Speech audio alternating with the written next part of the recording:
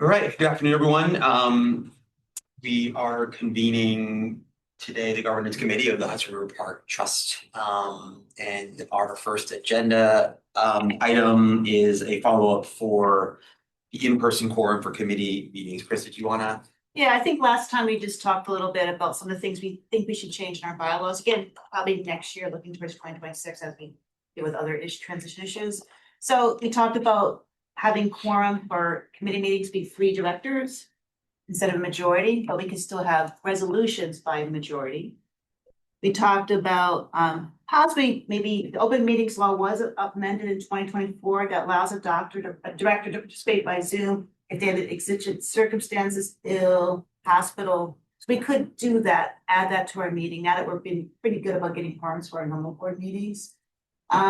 We talked about changing the committee charters to not identify who has to be on a committee, but allow the chair and the vice chair to recommend. The board votes on a committee chair, on the committee members anyway. We talked about scheduling committee meetings, scheduling subcommittee meetings ahead of time. So I did with the schedule for next year, put in suggested meetings so people can start to put their calendar invites. We talked about having meetings early morning, late at night, maybe using other offices or having 2 meetings. If they have a meeting, 2 addresses like Parks Department and here, if it makes it easier for people to get to a meeting in person. And then I also wanted to mention, we do need to clean up our bylaws on, titles, still uses things like chairman as a chair, changing again, the majority for committees. Committees, the quorum is 3 persons. And there's also some language on identification. So our bylaws come from 1984 Urban Development Commission's bylaws, which is still used by many of the subsidiaries of Housing Development.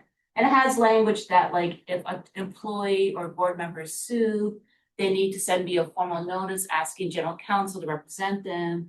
Then I can assign an attorney or do it myself, which is not actually our practice. Our practice, we have insurance. So the insurance carriers name the attorneys. Sometimes if it's an Article 78, like Mariah Lopez, where the 3 of us were sued, the Attorney General represents us under. So we have like these, our bylaws kind of come from 1980s.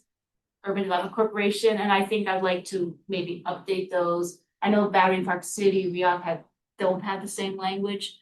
I would say almost all the subsidiaries and MTA do have that same 1980s language, but I think it's outdated for us given the Attorney General represents us and our insurance carriers provide it. So what I'd like to do is for next quarter, maybe have this governance committee really work on updating our bylaws, just the areas I mentioned. Yeah, all sounds good to me. I think what we should do for Q1 is work with you on bylaw changes and then also bring back that list to this group with like a little bit more lead time for, what we think about this. Yeah. And I sent you sort of a red line. Yes, I know, sorry. You can sort of see what the places that we would, And again, it's like, chairman these years. No, I think, but there's no reason not that, To clean them up, they should be cleaned up. It's not that hard and I think it's worth it. So I think what we'll do is for our first committee meeting in the new year, we'll have as an agenda item to go over those changes. Yes. And then we can either probably put it on the March meeting. I think it'd probably be too hard to get up in June. Well, or even before, exactly. Yeah, I think we need time and discussion, including with other board members once this committee. So does everyone sort of agree the approaches that I? That's great. Yeah, okay. So you would propose the updates to the bylaws and we would do like a red line version, sort of like how we did a revenue guidelines, essentially all clean version, red line. I think for some of them, what we might do is comment bubbles, with like, here's the problem, here are options or discussion. So I think some of them are straightforward staff views, and some of them I think maybe we will have some different opinion points, so we can have some options or questions.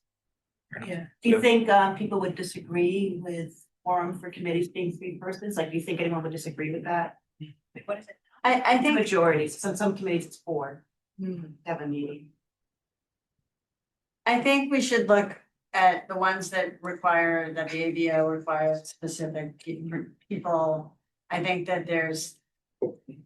that in the context of us being a state city entity and a lot of private members, like I think we probably want to look at making sure that regardless of, state, city, everything like that, that we have a balance essentially or some sort.